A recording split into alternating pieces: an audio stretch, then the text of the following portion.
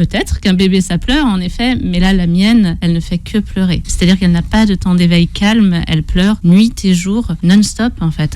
Alors il y a des petits temps de sommeil, mais dès qu'elle est réveillée, elle hurle. Et moi je savais et je sentais que mon bébé n'allait pas bien. Et j'ai cherché pendant 5 mois jusqu'à ce que je trouve un ostéopathe. Il a manipulé ma fille et je suis sortie du rendez-vous, j'ai posé ma fille dans son siège auto et elle a dormi. AVS avec Philippe Robichon.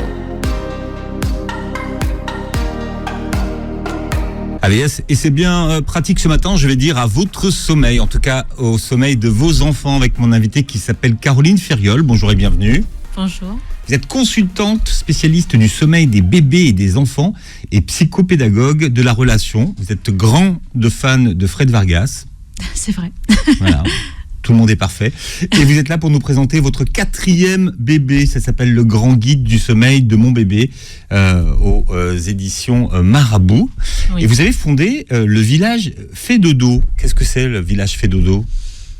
Le village Fédodo, c'est un réseau d'accompagnement parental que j'ai souhaité fonder suite à ma propre expérience de la maternité, d'une grande solitude de mon côté et d'un manque de contact et de soutien à différents niveaux. Le village Fédodo aujourd'hui regroupe Fédodo, qui accompagne les familles à distance dans le monde entier concernant les troubles du sommeil des bébés et des enfants. Ça regroupe également Happy Nanny. Nous avons une consultante experte de la parentalité qui accompagne également les familles. Et nous avons Madame Miam, une diététicienne nutritionniste pédiatrique, qui accompagne les familles pour tous les troubles alimentaires, l'allaitement, la DME par exemple. Et nous avons Sleep Angel, une consultante spécialiste du sommeil des adultes, qui vient accompagner les adultes dans les troubles du sommeil. Et autour de ces expertises, le village Fédodo, c'est également énormément de professionnels, que ce soit des professionnels de santé ou des professionnels de la petite enfance, qui... Aujourd'hui, on est un peu plus d'une 50aine, je dirais, qui œuvrent ensemble, main dans la main, dans l'accompagnement des familles à tout niveau, que ce soit en ostéopathie, en médecine générale, en naturopathie, sur toutes les questions de la petite enfance. C'est holistique. Holistique, alors, tout à fait. Et alors, Fédodo, ça s'écrit parce qu'évidemment, ça ne s'entend pas forcément à la radio. Ça s'écrit F-E-E, plus loin, D-O-D-O, comme une fée. Alors un bébé qui ne dort pas, c'est un cauchemar pour les parents, on ne le dira jamais assez. Vous, tout part de la naissance de votre enfant. Quelques semaines après la naissance de votre fille, on découvre qu'elle souffre d'un reflux gastro-œsophagien et elle s'est mise à hurler jour et nuit. Et là, quand vous avez voulu qu'on vous aide et trouver du secours, personne. Et non. Alors personne. Je ne veux pas dire personne. J'ai fait beaucoup de recherches. Moi, j'avais aussi un gros bagage dans le domaine de l'enfance, du développement aussi. Donc personne de mon côté et personne autour. En effet, les médecins ne savaient pas trop. Il y avait beaucoup de médication, mais le diagnostic n'était pas non plus certain du côté du RGO. Je me suis sentie en effet très très seule. On a vu des ostéopathes, on a essayé de chercher vraiment partout d'ailleurs, que ce soit dans la médecine générale ou dans la médecine un peu plus holistique ou parallèle. C'est déjà pas facile à traiter pour les adultes. Non, c'est ça. Le RGO. Et c'est vrai que la réponse que l'on avait, c'était un bébé ça pleure. C'est normal, un bébé ça pleure. Et là, qu'est-ce que vous répondez, vous, à cette question ? J'ai dit, alors, peut-être qu'un bébé ça pleure, en effet, mais là, la mienne, elle ne fait que pleurer. C'est-à-dire qu'elle n'a pas de temps d'éveil calme, elle pleure nuit et jour, non-stop en fait, uniquement.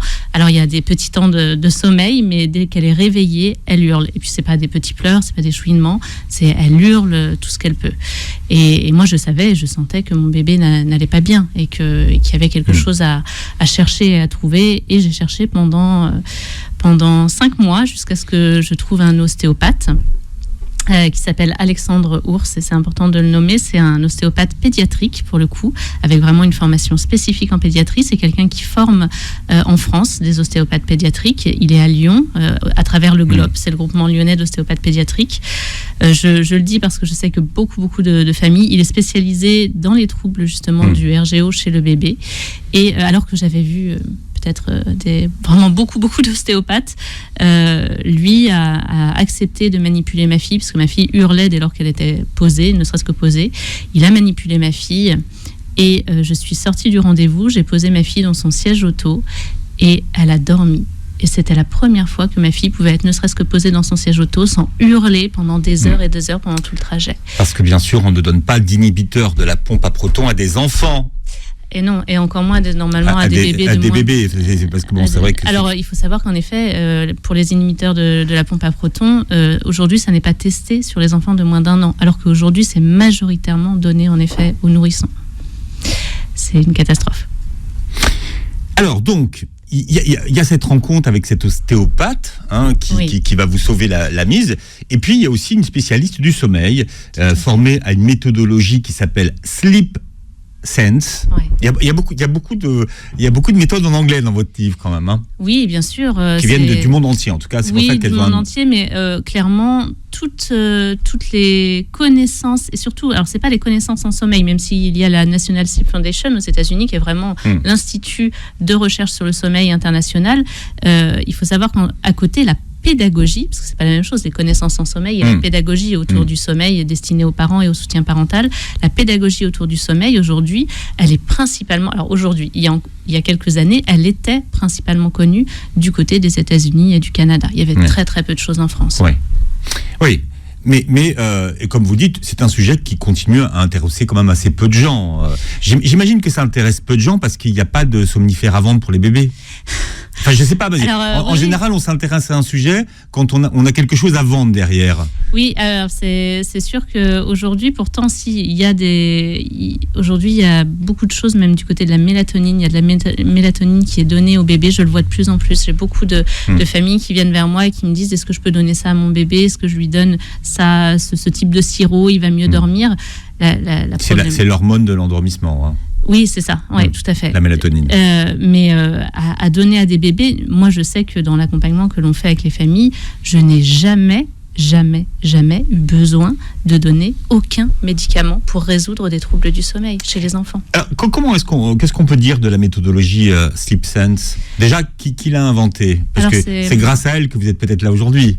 Dana Obleman, oui, complètement. Dana Obleman, elle fait un travail assez extraordinaire aux États-Unis, même si aujourd'hui, mon travail n'est pas le même que celui de Dana. Vous avez digéré beaucoup d'autres choses, mais il y a aussi un peu de sa méthodologie. Oui, clairement.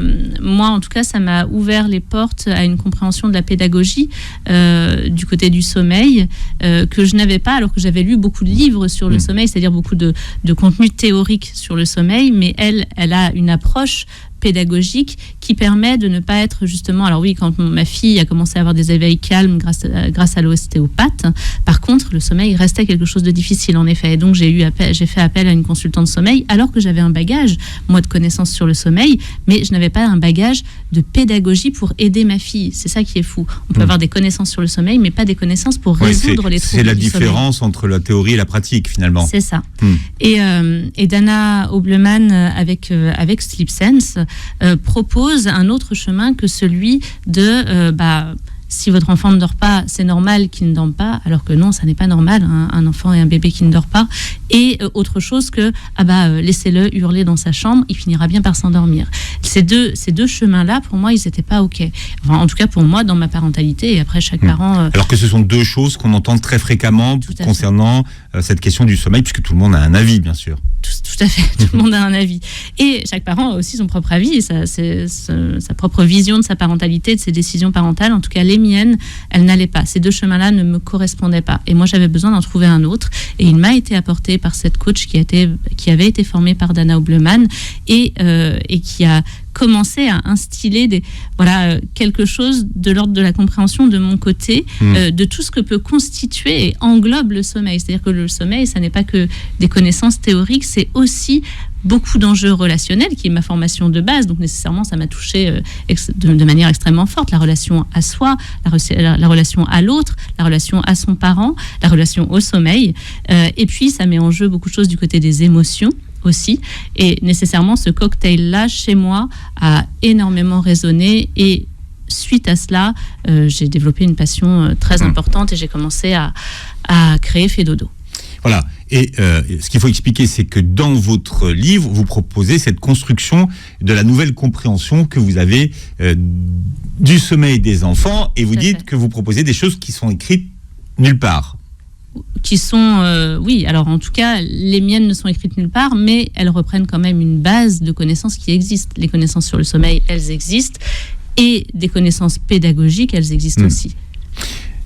Ce qui est marrant, c'est que alors, votre mari fait partie de l'aventure. Hein. Vous aviez prévu finalement de vous arrêter pour élever vos enfants, et c'est pas du tout ce qui s'est passé. C'est votre mari qui l'a fait, et votre mari a développé une stratégie pour répondre aux agressions externes et aux injonctions. Oui. Et il dit, j'adore. Il dit, oui, nous sommes de mauvais parents. Donc, si vous qui nous écoutez, les gens vous jugent et ont un avis sur votre façon d'être parent, assumez-le.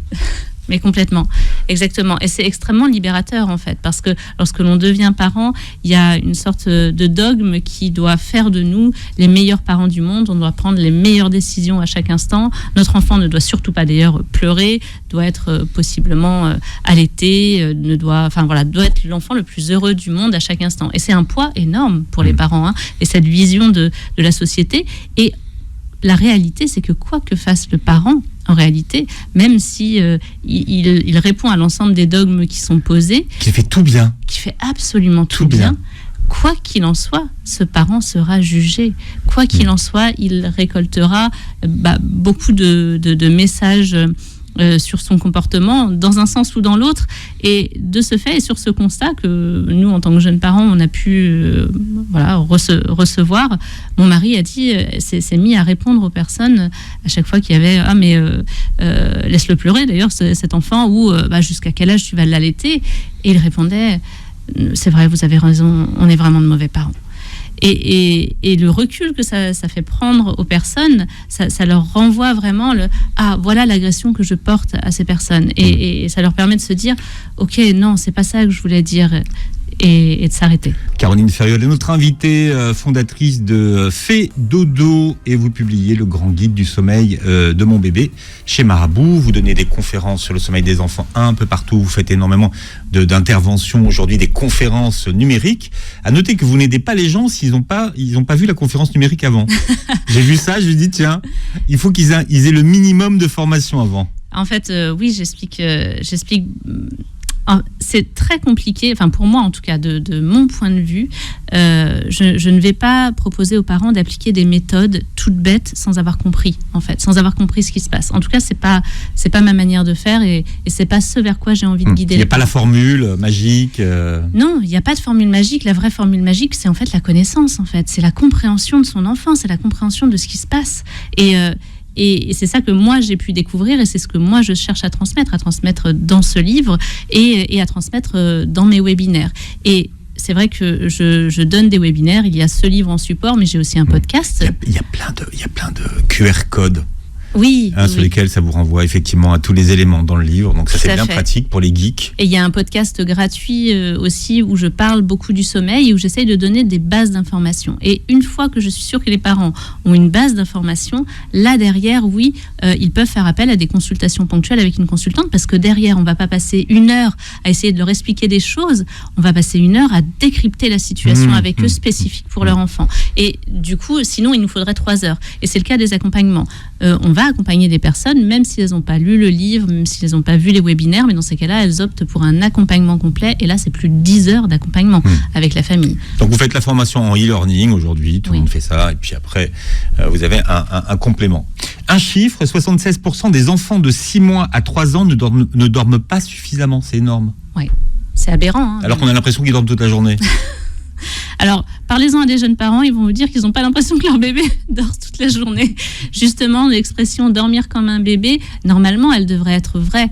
Mais dans le vécu parental, à l'heure actuelle, parce qu'il n'y a pas d'information et de formation donnée sur le sommeil aux médecins, aux sages-femmes, à tous ceux qui entourent les parents, eh bien, les parents n'ont pas d'information non plus, et se retrouvent à très, très vite rentrer dans des troubles du sommeil avec leurs enfants, et avec des bébés qui, au lieu de dormir toute la journée comme ils devraient le faire, et beaucoup la nuit, avec des petits réveils de nutrition nécessairement, eh bien, on se retrouve avec des bébés qui ne dorment pas suffisamment. 76%, c'est assez aberrant, en effet. Dans votre livre, vous avez donc compilé les informations, et vous avez un tableau du sommeil, âge par âge. Ouais. À savoir combien ça doit dormir un bébé, sieste, ça a besoin de dormir. Ouais. Sieste comprise.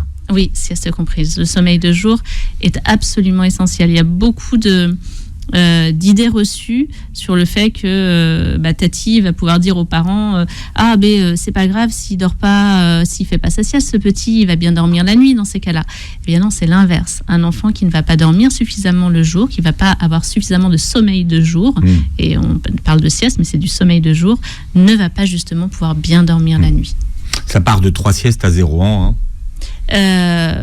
plus que 3 siestes, les tout petits nourrissons peuvent être sur 4 à 6 siestes. Ah oui. Ouais. D'accord. C'est-à-dire que les tout petits bébés, par exemple de 0 à 2 ans, vont avoir des temps d'éveil, c'est-à-dire le moment où ils sont en capacité d'être réveillés et qui n'ont pas besoin de dormir. Donc leur temps entre 2 temps de sommeil, d'éveil, il est de 30 à 45 minutes. C'est extrêmement court chez un nourrisson de 0 à 2 ans. Et ensuite, ce temps d'éveil, il évolue de manière très lente, je dirais, au fur et à mesure, notamment sur la première année. Et par exemple, un petit de 6 mois, il a un temps maximum d'éveil, une capacité d'éveil de 2 heures. Seulement 2 heures entre toutes ces siestes, en fait.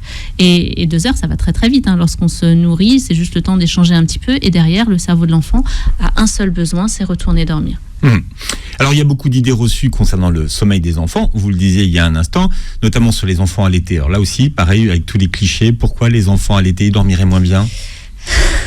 C'est une bonne question. Pourquoi les enfants allaités dormiraient moins bien ? Ça, c'est en effet une très très grosse idée reçue.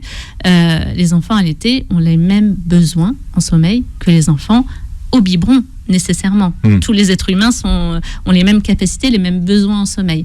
Par contre, on va beaucoup imaginer que l'enfant allaité, parce qu'il est allaité, pourrait moins bien dormir, pourrait se réveiller beaucoup plus souvent la nuit, alors que nécessairement un petit nourrisson a des besoins de nutrition la nuit, de manière régulière, mais tout comme le bébé au biberon. Mais c'est pas toutes les demi-heures, c'est pas toutes les heures, c'est au tout départ de la vie, éventuellement toutes les 2 heures, et puis petit à petit ça s'espace. Et à partir de 6 mois, tous les enfants du monde ont une horloge circadienne qui est mature, qui est en place, et... Une quoi ? Une horloge circadienne. On va expliquer, c'est la base. Oui, c'est vrai. D'expliquer le cycle circadien, vous dites que c'est ça qu'il faut qu'on comprenne. Oui, tout à fait, ouais. Et donc, tous ces enfants-là, à 6 mois, ont leur horloge circadienne en place qui va indiquer à leur corps que la nuit, on dort, tout l'organisme est au repos, y compris la digestion, et que c'est la journée que c'est le moment de manger. Après, il y a des petites exceptions, en effet, pour certains bébés allaités, où il peut y avoir éventuellement un besoin encore de nutrition, éventuellement jusqu'à 9 mois, éventuellement jusqu'à 1 an, ça dépend de chaque famille, et surtout, ça dépend de la mise en place de la lactation au tout départ, de la capacité de production de la maman. Voilà, il y a quelques petites exceptions. Mais d'un point de vue sommeil uniquement, tous les bébés ont leur horloge circadienne mature à 6 mois. Alors, comment ça fonctionne, l'horloge circadienne ? Alors, l'horloge circadienne, elle se met en place grâce à la lumière du jour. Donc, c'est via l'épiphyse. L'épiphyse. Il est où l'épiphyse ? Elle est au niveau de l'œil. D'accord. Alors, je ne suis pas médecin, je vous donne... c'est pour savoir comment ça fonctionne. C'est-à-dire que dès qu'il commence à faire jour, clac, message... Oui, ça vient vraiment donner le message au cerveau que c'est le moment d'être réveillé, d'être en éveil. Et lorsque la luminosité baisse, c'est le moment où on va produire une hormone, la mélatonine, qui va nous proposer de pouvoir aller vers le sommeil pour la nuit. C'est vraiment... la balance hormonale entre le cortisol et la mélatonine qui va aider à l'organisation de l'horloge circadienne. C'est pas uniquement la mélatonine et le cortisol qui vont permettre la régulation de l'horloge circadienne. Ça va aussi être tout un ensemble de facteurs. Ça va pouvoir être également la pression de sommeil. La pression de sommeil, ça va être lorsque l'on est en éveil, on va avoir une production d'adénosine dans le cerveau qui va faire que plus on est en éveil, plus on va produire de l'adénosine. Et lorsque l'on va dormir, notre cerveau va pouvoir venir nettoyer cette adénosine. Il y a également l'ensemble de nos temps sociaux qui viennent réguler notre horloge circadienne. Donc, nos temps sociaux, ça va être les repas, ça va être le fait d'échanger avec l'autre. Et l'horloge circadienne en tant que telle, elle n'est pas mature lorsque l'enfant va naître. C'est-à-dire que à la naissance, entre 0 et 2 mois, l'enfant va ne pas du tout être régulé sur le jour et la nuit. C'est pour ça d'ailleurs qu'on va pouvoir dire que un bébé peut confondre le jour et la nuit. Mais c'est uniquement entre 0 et 2 mois. Et là, en effet, son rythme n'est pas encore en place. Et on va faire attention pour les tout petits bébés à pouvoir en journée leur faire voir la lumière du jour, parce que c'est celle-ci qui va aider vraiment à la mise en place de l'horloge, et la nuit, à pouvoir les mettre dans le noir complet. À partir de... Je dis ça parce que c'est une question que se posent souvent les parents. Est-ce qu'il faut mettre les enfants dans le noir complet ou est-ce qu'il faut laisser une petite lumière à côté ? Alors, ça va dépendre de la nuit et du jour. Pour ce qui concerne la nuit, on va vraiment encourager au noir complet. Ça va vraiment aider la production de mélatonine et aussi la régulation de cette horloge circadienne, même si à partir de 2 mois, il n'y a plus de confusion jour-nuit possible en soi, et particulièrement à partir de 6 mois. Et par contre, en journée, pour les siestes, donc un bébé de 0 à 2 mois, ça va être bien qu'il y ait un petit peu de lumière pour les siestes. Et ensuite, tout va dépendre de la nature de l'enfant et de ce qui se passe au niveau des siestes. Si un bébé a beaucoup de mal à dormir la journée, a beaucoup de mal à poursuivre, à faire des longues siestes, à aller vers le sommeil, un des atouts principaux, passé 2-3 mois, ça va être de le mettre dans le noir complet pour les siestes. Là, il va avoir plus de facilité à pouvoir s'endormir et à pouvoir enchaîner ses cycles de sommeil. On en reparlera des cycles de sommeil. Mais c'est pas nécessaire pour tous les enfants. Certains enfants vont avoir un sommeil très facile en journée et ils vont pouvoir dormir avec de la lumière. Une question qui revient souvent, est-ce que le sommeil c'est inné ou acquis ? Et la question, c'est de savoir, est-ce que dormir, ça s'apprend ? Alors, il y a 2 choses. Donc, ça se rejoint complètement. Le sommeil, pour moi, ne s'apprend pas. Et le sommeil est une fonction... Alors, c'est pas pour moi, du coup. Le sommeil est une fonction innée. C'est-à-dire que l'enfant apprend à dormir déjà dans le ventre de sa maman. Oui, c'est une fonction comme la digestion, en fait. Il sait le faire. Il sait le faire. L'enfant sait dormir, il sait s'endormir et dormir. C'est-à-dire qu'à partir de 20 semaines de vie intra-utérine, de gestation, va apparaître la dormance, c'est-à-dire une alternance d'activité et d'inactivité. À partir de 26 semaines de gestation, va apparaître le sommeil calme, agité, je suis désolée, peut-être mes connaissances sont pas, c'est le sommeil agité, je me trompe, et à partir de 36 semaines de gestation, c'est le sommeil calme qui arrive, et ensuite à partir de 38 semaines de gestation, on va avoir l'alternance sommeil agité et sommeil calme. Ce qui veut dire que le bébé sait naturellement dormir et s'endormir. Complètement. C'est ça que ça veut dire. Exactement. Donc pour les parents qui voudraient apprendre à leur bébé, à leur enfant à dormir, c'est pas la bonne chose. Alors les parents qui voudraient apprendre à leur enfant à dormir, et c'est beaucoup l'idée du dressage au sommeil, ce genre de choses, c'est en fait une très grosse confusion. L'enfant en effet sait dormir. Par contre, il y a beaucoup de parents qui vont essayer d'endormir leur enfant et de faire à sa place, qui vont être dans une démarche de mon enfant ne sait pas s'endormir, ça va bien, je vois qu'il est fatigué, je vais faire à sa place, je vais essayer de le bercer, je vais essayer de le secouer, je vais essayer de le mettre au sein, de lui mettre une tétine, je vais essayer de mettre tout en place des actions dans le sens d'essayer de faire dormir cet enfant. Or, le rôle du parent n'est pas d'endormir un enfant. Le rôle du parent, par contre, c'est bien d'avoir des connaissances sur le sommeil, mais pour lui-même et non pas pour son enfant. Et ces connaissances autour du sommeil va lui permettre d'être le metteur en scène du sommeil de son enfant et que l'enfant puisse être acteur, lui, de son sommeil. Là où ce qu'il se passe beaucoup dans les familles, c'est que le parent n'a pas de connaissances pour être metteur en scène et qu'il se transforme en acteur du sommeil à la place de son enfant. Et alors là, c'est le drame. Voilà, et nous parlons du sommeil de vos enfants ce matin avec mon invité, auteur de Le Grand Guide du sommeil de mon bébé, aux éditions Marabout. Je rappelle que notre invitée est Caroline Ferriol, que vous avez fondé Fait Dodo, que vous donnez des conférences sur le sommeil des enfants. Et on parlait du RGO des enfants, donc du reflux gastro-œsophagien des enfants. Vous avez un webinaire dessus pour les parents qui nous écoutent. Oui, un webinaire gratuit. On trouve où ? On le trouve sur le site de fedodo.fr. D'accord. Je vous dis ça parce que c'est un sujet passionnant. Donc voilà, pour tous les enfants, pour tous les parents qui ont un enfant qui souffre de reflux, c'est un très bon outil. Alors, vous avez commencé à en parler tout à l'heure. Il y a ce que vous appelez les stratégies du sommeil. Chacun d'entre nous développe ses propres stratégies du sommeil. C'est le cas de bébé. Oui, tout à fait. Les stratégies de sommeil sont des programmations des circuits cérébraux du sommeil que l'on a absolument tous et que l'on met tous en place dès la vie intra-utérine, lorsque l'on commence à dormir, et qui vont changer et être plus ou moins complexe pour chacun et intime. Et tout au long de la vie. On en a absolument tous. C'est-à-dire que vous-même, si vous réfléchissez tous les soirs lorsque vous vous couchez dans votre lit, eh bien, vous allez vous mettre éventuellement sur le ventre, sur le côté, sur le dos. Peut-être qu'il faut que votre oreiller ait une certaine consistance, ou bien vous allez mettre une main près de votre visage. Peut-être qu'il faut absolument que votre compagnon ou votre compagne soit à côté de vous. Peut-être que la fenêtre doit être ouverte. Peut-être qu'il faut des chaussettes aux pieds, peut-être qu'il faut être tout nu ou tout habillé, peu importe. C'est vraiment des stratégies de sommeil que l'on va vraiment développer de manière tout à fait intime et propre à chacun et qui vont nous aider de manière inconsciente à aller vers le sommeil.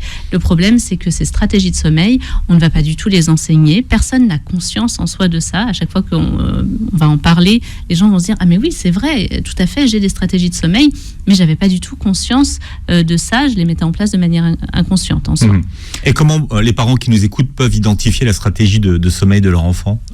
Alors, c'est assez simple. Je pense que tous les parents qui commencent à réfléchir à ça et qui sont partie prenante de la stratégie de sommeil de leur enfant, d'ailleurs, vont être à même de vous dire « Ah bah oui, moi, mon enfant, il ne s'endort qu'en étant bercé de manière horizontale et avec telle chanson et de telle ou telle manière. » Ou bien « Ah bah moi, mon enfant, il ne s'endort qu'en étant au sein. » Mais on peut aussi développer plusieurs stratégies de sommeil.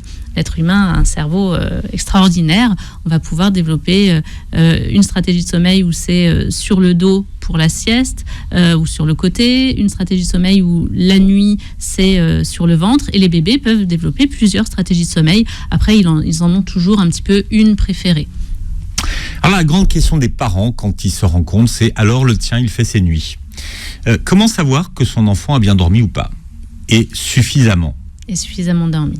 Alors, les bébés vont être en mesure de faire leur nuit à partir du moment où l'horloge circadienne dont on parlait tout à l'heure va commencer à se mettre en place. Donc, aux alentours de 6 mois, de 2-3 mois. Elle commence à se mettre en place à 2-3 mois et on va dire qu'elle est en place. Elle est vraiment définitivement mature à 6 mois. Et surtout, à 6 mois, elle est branchée sur nos rythmes sociaux. C'est-à-dire que l'horloge circadienne, à la base, elle est sur 25 heures. Et nos rythmes sociaux, nous sommes tous mis sur 24 heures. Donc, de 3 à 6 mois, on va diriger l'enfant vers une horloge circadienne sur 24 heures, en réalité. Et donc, à partir de 2-3 mois, tous les enfants ont la capacité de pouvoir enchaîner des cycles de sommeil et globalement environ 4 à 5 cycles de sommeil, donc ça veut dire 4 à 5 heures de sommeil. Et est-ce que les cycles du sommeil ont la même durée chez les enfants que chez les adultes ? Non, les cycles du sommeil sont plus courts chez les enfants. Par exemple, un petit de 0 à 2 mois va avoir des cycles du sommeil d'environ 50 minutes et chez l'adulte, c'est 90 à 120 minutes. Ouais. Oui, donc, c'est presque 2 heures, entre 1h30 et 2 heures. Oui, c'est ça. Et chez l'enfant, c'est environ 1 heure, parce qu'ensuite, ça évolue à 70 minutes, donc on peut dire environ 1 heure. Il peut les enchaîner, donc. Il peut les enchaîner à partir de 2-3 mois. Et donc, on va dire qu'un enfant fait ses nuits à partir du moment où il va dormir environ 5-6 heures d'affilée. Mais une nuit d'un enfant ou d'un bébé, ça n'est pas 5 ou 6 heures, c'est 12 heures en réalité, c'est 11-12 heures. On peut penser 12 heures de jour, 12 heures de nuit. Et donc, la nuit de bébé va démarrer vers 19h, il va se réveiller peut-être vers vers minuit pour un temps d'alimentation, et puis il va pouvoir se rendormir jusqu'au lendemain matin ou bien se réveiller à nouveau toutes les 2-3 heures. Et là, on dit que l'enfant fait ses nuits pour le coup. Ça n'est pas faire ses nuits, la définition de faire ses nuits, ça n'est pas dormir 12 heures d'affilée. 12 heures d'affilée sans s'alimenter, ça va être plutôt aux alentours de 6 mois. Mais il y a certains bébés qui, dès l'âge de 2 mois, vont dormir 12 heures d'affilée, parfois au sortir de la maternité. Et pour d'autres, ça va beaucoup se faire aux alentours de 4 mois. D'ailleurs, quand on regarde votre tableau, vers 5 ans, ils font des nuits de 11-12 heures, en fait. Oui, tout à fait. C'est ça, hein ? Oui. Mais tous les enfants ont des besoins, par contre, en termes de sommeil, de 11-12 heures à 13 heures, globalement de 11 à 13 heures, et jusqu'à très très très tardivement. Leurs besoins de sommeil ne sont pas les mêmes que ceux des adultes. Les adultes ont besoin de 7 à 8 heures de sommeil, globalement en moyenne, on parle de moyenne. Chez les bébés et les enfants, on va être sur des nuits de 11 à 13 heures. Alors, il y a ce que vous appelez, vous, les piliers du sommeil. C'est quoi les piliers du sommeil du bébé, en gros ? C'est ce dont alors les piliers de la physiologie du sommeil, oui, c'est ce dont je parlais tout à l'heure. On a l'horloge circadienne, vraiment, qui vient réguler le jour et la nuit. On a la pression de sommeil, donc l'adénosine. Là, il y a aussi la température. On a la température, tout à fait, d'accord. merci de m'aider. Et le cortisol et la mélatonine. Voilà, respecter la fatigue et relativiser la part de sa génétique dans les troubles du sommeil. Pourquoi ? Parce qu'on part du principe qu'il y a des familles des dormeurs ou pas ? Alors oui, alors il y a on va beaucoup parler de chronotype ou de génétique, de génétique avec les petits et les gros dormeurs. Alors c'est important de prendre ça en compte. Aujourd'hui, c'est quelque chose qui est vraiment étudié. Le chronotype, c'est-à-dire qu'on va être plus ou moins couche tard, lève tard, couche tôt, lève tôt. Ça, c'est vraiment des profils. Ça, c'est ce qu'on appelle le chronotype des personnes, c'est ça ? Voilà, tout à fait. D'accord. Ça, c'est des choses que l'on connaît. Et puis, il va y avoir en effet des personnes, et y compris des bébés et des enfants, qui vont avoir besoin d'un petit peu moins de sommeil que d'autres, et puis d'autres qui vont en avoir besoin d'un petit peu plus. Pour ça, il y a des fourchettes. Mais c'est pas pour autant que, par contre, aujourd'hui, il y a beaucoup de parents qui vont pouvoir dire « Ah, mon enfant est un petit dormeur. C'est pour ça qu'il va dormir 8-9 heures la nuit et qu'il ne dort pas la journée. » Non, là, ça n'est pas un petit dormeur. C'est un bébé qui a des troubles du sommeil, qui manque de sommeil. Et c'est bien un gros problème, parce qu'il y a beaucoup de justifications du côté du petit dormeur. Nous, ce dont on va se rendre compte dans l'accompagnement des familles, c'est que une grosse majorité des familles qui vont se diriger vers nous avec des petits dormeurs, donc principalement des soi-disant petits dormeurs, des enfants pour lesquels il y a vraiment un gros manque de sommeil. En réalité, ces enfants-là, ce sont en réalité les gros dormeurs. Et c'est ces enfants qui normalement sont des gros dormeurs qui, parce qu'ils ont manqué de sommeil, eh bien, se retrouvent en dette de sommeil et manquent de plus en plus de sommeil et ont de plus en plus de mal à dormir.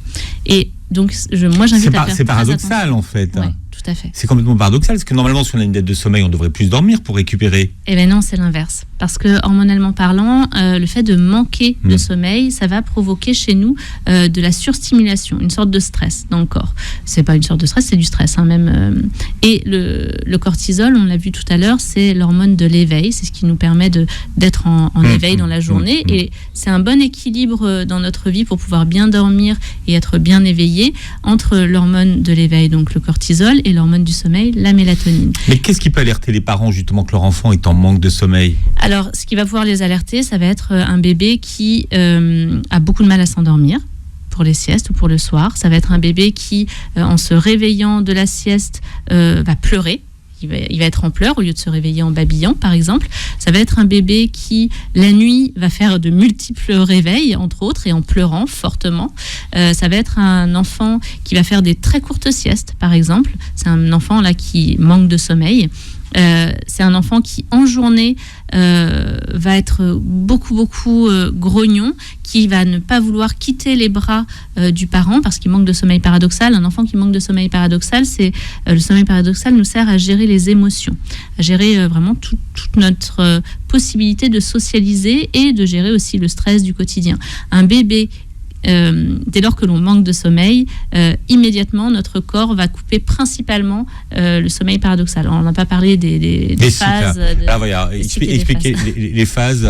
Je vais parler de tout le livre. En fait. Non, mais je vous dis ça parce que les phases, elles sont beaucoup plus connues parce qu'on les a beaucoup développées avec le train du sommeil pour le sommeil pour adultes. Mais quelles sont les différentes phases du sommeil ? Oui, alors les différentes phases que l'on a au sein de nos cycles de sommeil. Donc on a des petits trains, c'est des cycles de sommeil qui s'enchaînent les uns aux autres avec des micro-réveils. Et à l'intérieur de ces petits trains, on va avoir du sommeil paradoxal, du sommeil lent. Et le sommeil lent est divisé entre le sommeil lent léger et le sommeil lent profond. Chacune de ces phases de sommeil sont essentielles pour notre santé. Le sommeil paradoxal dont je parlais tout à l'heure, on va en faire majoritairement en fin de nuit et c'est celui qui nous permet la gestion émotionnelle. Et le sommeil léger va permettre la récupération physique globalement, mais principalement le sommeil profond qui permet la mémorisation et la récupération physique. Ne vous arrêtez pas sur la grimace que je fais à Odile Pellamry qui réalise cette émission, mais il comprend ce que je veux lui dire. Une méthode 5, 10, 15 ou méthode Ferber pour apprendre à son bébé à dormir. Il y a plein de méthodes dans votre livre. C'est pour ça que vous dites, vous voulez me faire parler de tout le livre. Non, il y a tellement de choses dans votre livre qu'il faudrait quand même quelques émissions pour pouvoir parler de tout ce qu'il y a. Il nous faudrait pas mal d'heures dedans. Mais c'est quoi la méthode 5, 10, 15 ? Alors, juste, je reviens, dans mon livre, il n'y a pas de méthode. Attention. Mais 5, 10, 15, moi j'ai vu, je suis désolé, j'ai googlé.